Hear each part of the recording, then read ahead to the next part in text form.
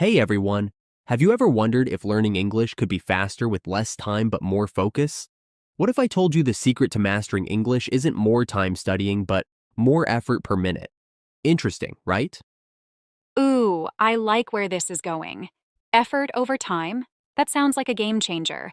So, what's the secret sauce? Well, today we're diving into something fascinating. A Princeton University study that could totally reshape how you approach learning English. It's not just about working hard, but working smart with high effort. Princeton, one of the top universities in the world. If they've got insights, I'm all ears. What's the study about? Hold on, Luna, we're getting there. Stay with us, because we're about to reveal some unconventional methods that'll make learning English unforgettable. Literally. These are tips your brain will thank you for. Unconventional and unforgettable. You're making me curious now. Let's get started and give our listeners something to really think about. Part 1. A Princeton University Research. All right, Luna, let's talk about this fascinating Princeton University study from 2014. It's all about note-taking and memory.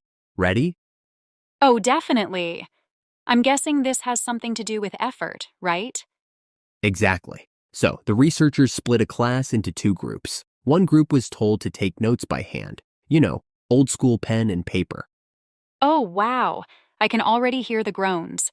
Writing by hand takes so much effort, and don't get me started on hand cramps. That's true. And then the second group, they used laptops, phones, whatever gadgets they wanted. Way faster, right?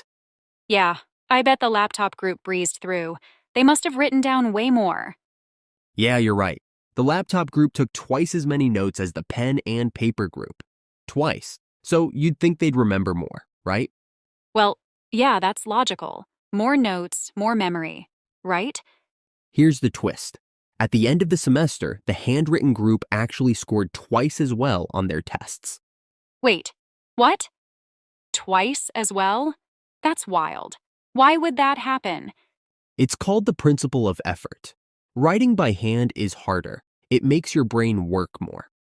That extra effort helps lock the information into your memory. Oh, I see. So it's not about how much you write, but how deeply your brain processes it. It's like your brain saying, if I'm going to work this hard, I might as well remember it. That's such an interesting idea. So, passive learning, like just listening to audiobooks, isn't enough if you want to truly remember something. Luna, this principle of effort reminds me of something. Imagine you get a small cut on your hand. Oh no, Noah, this example makes me wincing.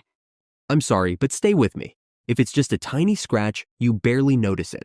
You'll probably forget it in a day or two, but if it's a deeper cut, one that stings and makes you say ouch, you remember it way longer, don't you? Oh, I see where you're heading. The more pain or effort you go through, the more it sticks with you. Yes, learning works the same way. When something is easy and effortless, your brain doesn't treat it as important. But when it's tough and takes effort, it's like your brain says, whoa, I better hold on to this. It must matter. That makes so much sense. So, effort is like the sting that helps your brain remember. Yep, a little discomfort now for long-term gain. And that's what makes this principle so powerful for learning English. Part 2. Active Note-Taking Technique. Noah, let's talk about how writing by hand can actually boost memory. It sounds old school, doesn't it? Totally, but it works. When you write by hand, your brain has to work harder, which makes it easier to remember what you're learning. So, for English learners, they should keep a small notebook handy to jot down new words or phrases, right? That's right. Forget using your phone for this. Go old-fashioned. Write down words when you're reading, watching, or even listening to English. What about those light bulb moments? Like when you suddenly understand something in English. Should you write those down too? Absolutely. Use that notebook for those aha moments. Pause whatever you're doing, write it down, and maybe add a quick summary. It really helps it stick. And for listening practice, you've got that challenge idea, right? Oh yeah, the Write What You Hear challenge. Pick a short audio clip, maybe from a podcast or a TV show. Write down every single word you hear, even if you're unsure. That sounds intense, but effective. And then they can compare it to the transcript afterward. Exactly. And for an extra twist, try summarizing the clip in your own words, without looking at the transcript. Ooh, that's a good one. It forces you to really think about what you heard. And you mentioned something about translating too? Yeah, it's the translation double loop. First, take an English text and translate it into your native language. Then, after a few hours, translate it back into English without checking the original. Wow, that's such a brain workout. But I can see how it'd help with grammar and vocabulary. Exactly. Both techniques require effort, but that's what makes them so effective. Effort creates results. Part 3. Special memory hacks using effort. All right, Luna, let's talk about some creative ways to boost memory through effort. Ready? Always. So what's the first hack? It's called effort memory anchors. Take a tricky word like meticulous and associate it with something personal. Okay, so for meticulous, I could draw myself carefully organizing my desk. Is that the idea? Yeah, adding effort and creativity, like drawing or imagining, makes the word unforgettable. I love that. It's like making the word yours. What's next? So next one is effortful reading with intonation.